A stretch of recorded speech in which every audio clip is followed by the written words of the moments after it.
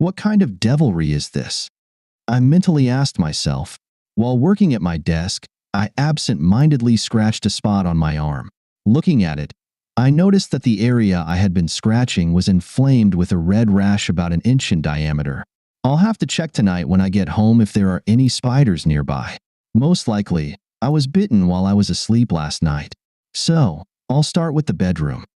By the time I got home, most of the redness had disappeared and much of the itching had stopped. It didn't worry me too much, but I decided to search our bedroom that evening to try and find the culprit behind the bite. My wife Jill was waiting for me. She works in the city but usually comes home and has dinner earlier than I do. As I entered the kitchen, I smelled the aroma of roast beef coming from the pot. When I walked in, she turned away from the stove and smiled slightly. "Dinner will be ready in half an hour," she said as I leaned in to kiss her. She wrinkled her nose and gave me a light kiss before turning back to the stove. "Is that all I get?" I asked, feeling a little disappointed. Lately, she seemed very reserved in our relationship, showing coldness, even disrespect toward me. "I'm tired, and you're lucky I have the energy to kiss you and make dinner. By the way, you didn't take out the trash before leaving for work, and now there's a full bag under the sink." "I'll take out the trash later," I replied, hoping to calm her down. I saw her face turn red and knew what was coming. "Why the hell not now? You always try to put everything off." This had become typical of our relationship recently, and I was getting a little tired of it. It seemed like she was ready to argue and complain about me at any moment. She didn't ask how my day went, so I simply kept quiet about the bite on my arm. I wondered if her behavior might be related to depression. I had read somewhere that when a wife starts nitpicking her husband and getting upset easily, it could be a symptom of depression. It was better to be cautious, as it was obvious she was in a bad mood. I quietly pulled the trash bag from under the sink while she glared at me and took it out to the bin in the garage. Then, I grabbed a beer from the fridge and went to the living room to wait for dinner to be ready. I just wanted to keep my distance from her. If depression was the issue, she needed to see a psychiatrist and get treatment, but I hesitated to bring it up. I could imagine her reaction if I mentioned it, and I wasn't sure if I wanted to deal with that. Jill and I have been married for about 10 years, and we don't have children because she decided that her career was more important. She is 35 years old, quite attractive, while I am 36, with an average appearance. In other words, I don't stand out in a crowd. She heads the underwriting department at a regional insurance company, and I am an engineer at a local consulting firm. We both earn good money and don't struggle financially. When we first got married, there was a lot of love and passion, but over the years, that feeling has faded. After dinner, I took care of the cleaning while she went into the living room. As I worked, she announced that she was going to chat with our neighbor. They spent a lot of time together. The neighbor's name was Fran, and she was divorced. Her husband had caught her cheating, and after filing for divorce, he simply packed up his things and moved to California. I didn't really like how much time Jill spent with her, but I didn't interfere too much. I decided that while she was out, I would check our bedroom for spiders after I finished cleaning up after dinner. Later, in the bedroom, I used a flashlight to inspect the room and the furniture, but I didn't see any spiders. I did find a small brown bug on the headboard, which I caught and put in an empty pill bottle. Then, I found another one under the pillow, which I killed. I was curious about what these creatures were, where they came from, and whether they might have bitten me. My friend Jake knew a lot about different insects, and I thought he might have the answer. I gave him a call.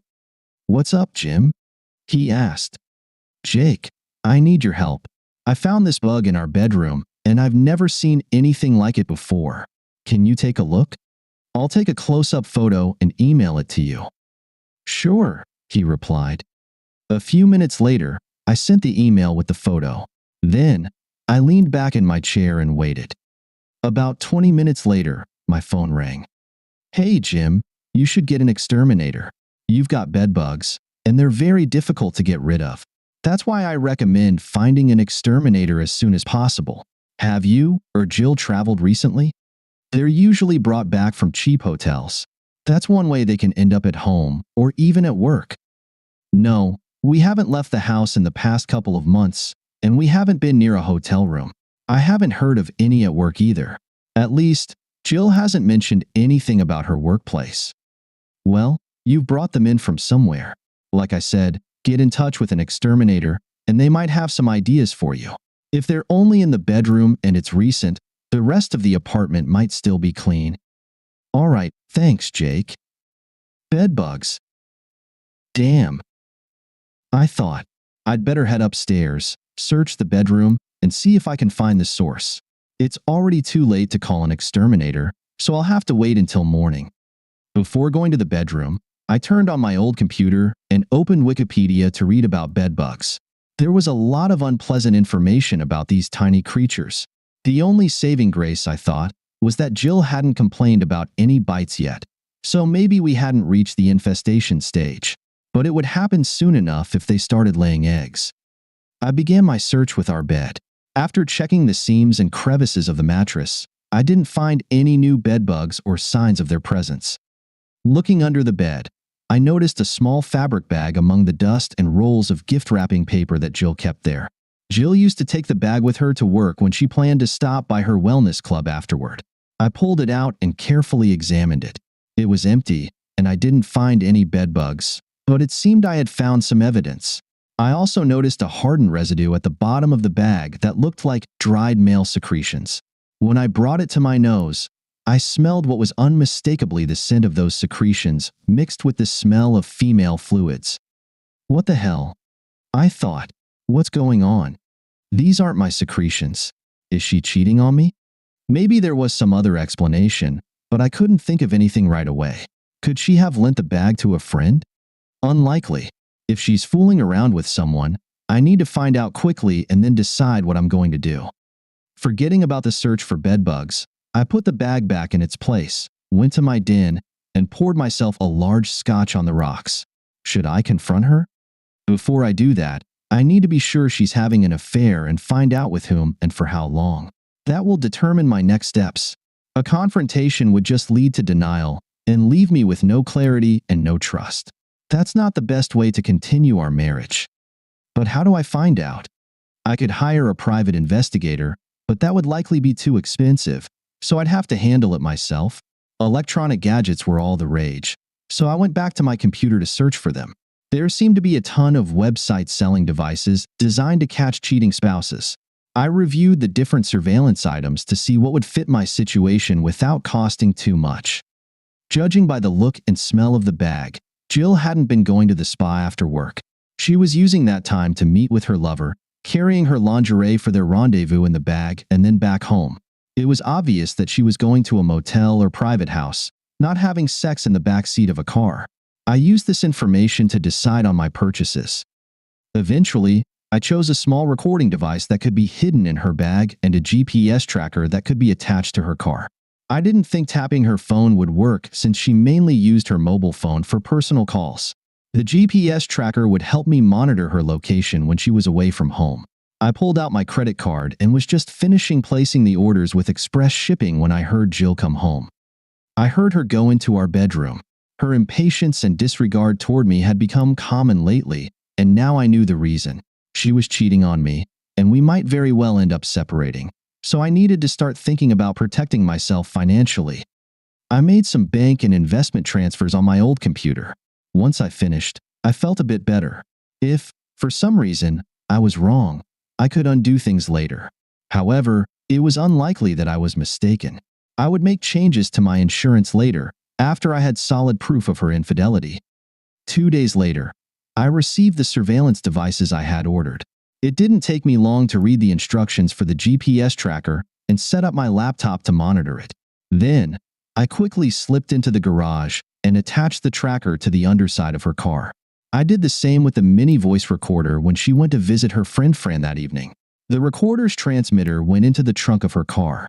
Once everything was set up, I leaned back in my chair and waited. I wouldn't have to wait long because tomorrow was Thursday, and she usually stopped by the spa after work on that day. She typically left for work earlier than I did, and the next morning, I watched on my laptop via the GPS tracker as her car headed toward her workplace. She took her small gym bag with her, so I knew she was likely going to meet her lover. While she was driving, I could hear the radio playing, and then I heard her voice when she spoke on her mobile phone. "Hi, Are you ready for tonight? Good. Same time and place as usual? All right, see you there. I love you. My suspicions were confirmed. Her declaration of love to him likely meant that they had been doing this for a while, and she might be planning to leave me. Now, I just had to figure out who he was. I would follow her tonight after work and see who she meets. It seemed like they used different cars, which would help me stay unnoticed while observing. That day, I left work early and parked outside her workplace about half an hour before she was due to leave. Her car was still in the parking lot while I waited, but soon after the workday ended, her car started moving. I tracked her on my laptop. Then I started my car and followed her to the Red Roof motel by the highway. I pulled into the motel parking lot a few minutes after she arrived, hanging back to observe from a distance. She was still sitting in her car, but soon another car pulled up and parked next to her. A man got out, waved at her, and walked into the motel. He came out a few minutes later, got into his car, and drove toward an apartment complex. She followed him in her car. They both entered room 142. As she entered, she was carrying her small gym bag. Her lover looked familiar to me, and I tried to remember where I had seen him before. He was short, slim, but fairly handsome. Then it hit me. I had seen him at several office parties at Jill's workplace that we had attended. He was married to a red-headed woman, much larger than him, and she definitely had a fiery temper and was very possessive of her husband. I wondered what she would do if she found out about this little rendezvous.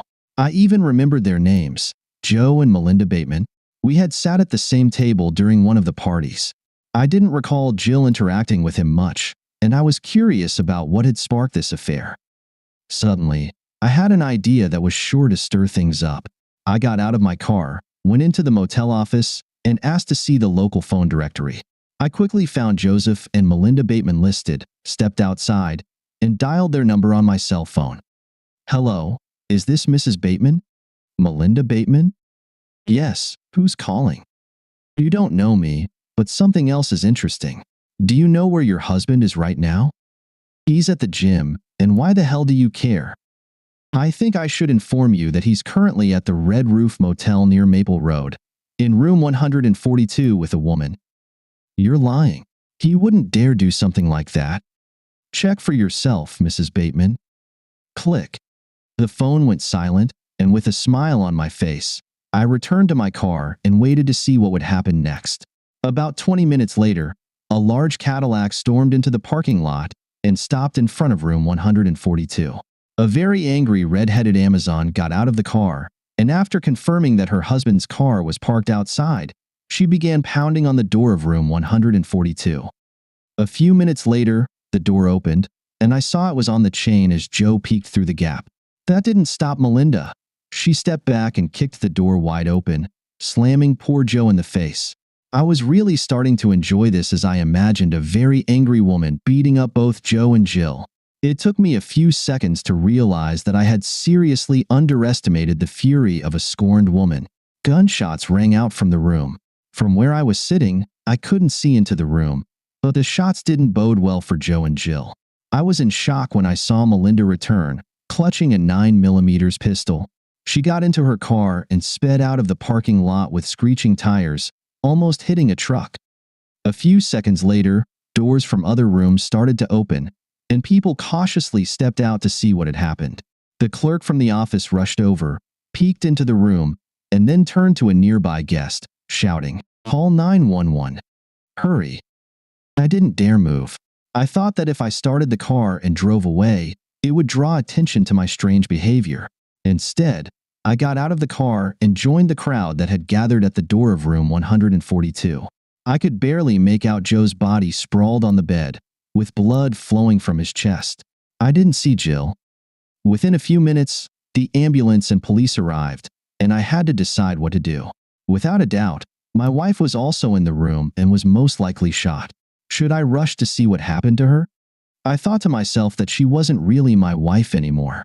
Besides, should I feel responsible because of my call to Melinda? I didn't think I should be held accountable for someone else's actions. The police quickly secured the crime scene as the paramedics entered the room. A few minutes later, a medic came out and shook his head at the police sergeant. From that, I concluded that both Joe and Jill were dead. People started to disperse, and I decided to follow suit. No one noticed as I got into my car and drove away. Police detectives and the press were just starting to arrive as I was leaving. Some might say I was a heartless bastard for not staying to see what happened to my wife, but I felt that she had broken our marriage vows, and I was no longer responsible for her. It might seem cruel now, but it's important to remember that I was still boiling with anger, though I did feel a little sorry for her. That evening, an hour or two after I got home, 2 police officers arrived. Mr. Donovan? I knew they were there because of what had happened at the motel, but I tried to act as though I knew nothing about the incident. Yes, how can I help you? Is Jill Donovan your wife? Yes. Is there a problem? We regret to inform you, sir, but your wife is dead. Both he and his partner looked appropriately upset and somber as they said this. I assumed they had delivered bad news like this before. Now I had to appear suitably shocked by the news of my wife's death. I wasn't entirely sure when I left the motel, but I had expected it. Dead? What happened? She said she was going to the gym when she left this morning. The officers glanced at each other before responding. She was shot, sir. Shot? Why? Where?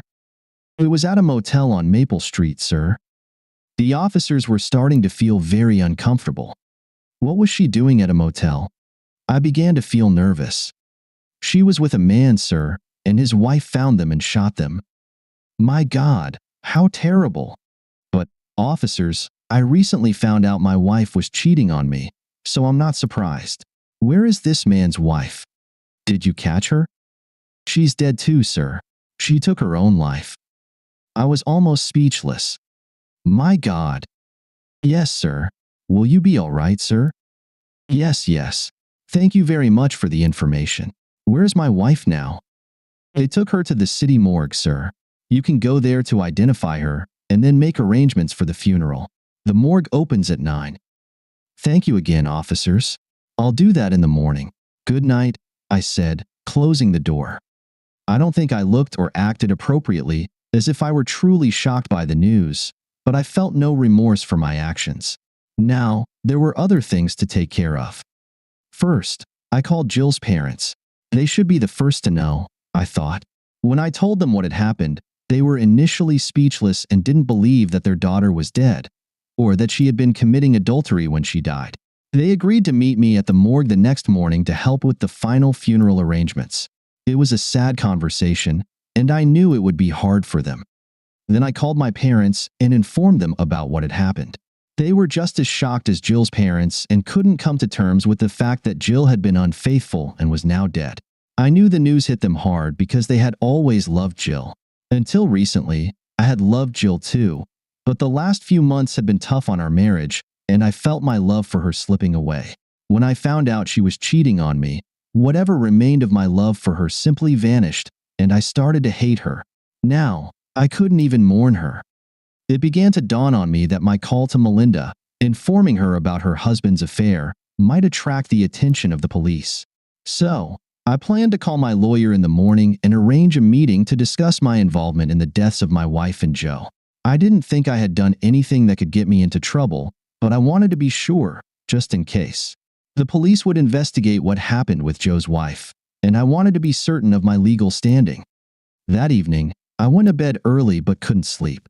I kept replaying the events of the day in my mind, wondering if I could have done anything differently. I concluded that there was nothing I could have changed.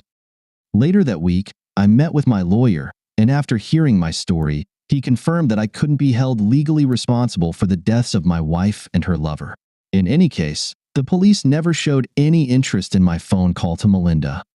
It may sound unpleasant, but I felt like I had ended my marriage in a better way than if it had resulted in a divorce. I was her sole beneficiary, so all the assets became mine. If we had divorced, I would have had to split everything with her, and that would have been very costly. Now, I'm looking for a new wife, and at 36, I still have time, so children will definitely be part of my next marriage. Sometimes I find myself grateful for the bedbug bite that started it all. I did hire an exterminator, and he conducted a thorough cleaning and inspection, finding no more pests.